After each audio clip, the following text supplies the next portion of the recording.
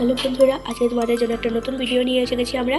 আজকে বানাবো হলো গিয়ে আমরা পানিলাউয়ের বিচি দিয়ে ভর্তা। এই দেখো আমাদের পানিলাউয়ের বিচি নিয়ে রাখা হয়েছে অল্প বেটেইটাকে। এখানে আছে আমাদের মাছ ভেজে একটু কাটা ভেজে রাখা হয়েছে। এখানে আছে আমাদের আদা কুচি, লঙ্কা কুচি, ধনেপাতা কুচি, পেঁয়াজ কুচি, এখানে আছে লঙ্কা। এই যে দেখো কি সুন্দর করে রাখা। তো চলো স্টার্ট করা যাক। অনেকেই কিন্তু পানিলাউয়ের বিচিটা ফেলে দেয়, এইভাবে কিন্তু আপনারা এই বিচিটাকে বানাতে পারেন, খুবই টেস্টি হবে খেতে এইটা। তো চলো বানাই। বন্ধুরা, এই দেখো আমাদের কড়াই গরম বসানো হয়ে গেছে। এখন আমরা দিয়ে দিচ্ছি এটার মধ্যে সরষের তেল। এই রেসিপিটা কিন্তু আমরা সরষের তেল দিয়ে বানাবো। এটার মধ্যে কোনো ধরনের মশলা দেবো না, শুধু এইভাবে বানাবো। তেলটা গরম হোক, তেলের মধ্যে আমরা দিয়ে দিচ্ছি হলো গিয়ে দারচিনি। তারপরে দিয়ে দেবো আমরা 2 থেকে 3টে শুকনো লঙ্কা। এটা অল্প লাল লাল হয়ে যাবে, শুকনো লঙ্কাটা তো লালই আছে, অল্প হওয়ার পরে এটার মধ্যে দিয়ে দেবো। দেখো বন্ধুরা, আমাদের মরিচটা কিন্তু হয়ে গেছে বাচ্চা। তখন আমরা দিয়ে দেবো এটার মধ্যে পেঁয়াজ কুচি। পেঁয়াজ কুচি,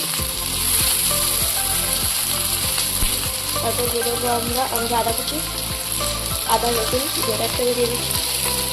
আপনারা যদি এগুলো পেস্ট করে দিতে পারেন একসঙ্গে, বেগুন করতে পারে।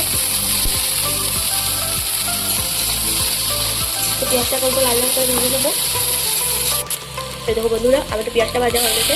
আমরা এখন এটার মধ্যে আমাদের যে বিচিটা ছিল ওইটা দিয়ে দিচ্ছি। বিচিটা ওগুলো ভালো করে লাগিয়ে নেবো।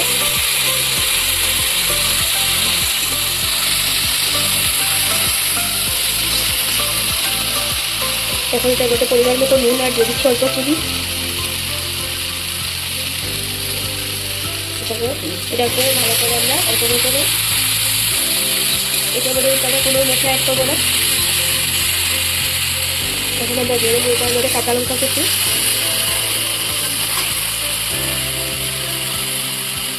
দিলাম কাঁচা লঙ্কা কুচি। এটা অল্প ভাজা হওয়ার পরে আমরা এটার মধ্যে অ্যাড করবো আমাদের মাছ। এটাকে প্রথমে অল্প ভেজে নিই। এটার মধ্যে চাইলে আপনারা মাছ না দিয়েও বানাতে পারেন বা মাছ দিয়েও বানাতে পারেন, আপনাদের যখন ইচ্ছা। ওদের দেখো আমাদের একটা ভাজা হয়ে গেছে। এখন আমরা দিয়ে দিচ্ছি এটার মধ্যে আমাদের মাছ।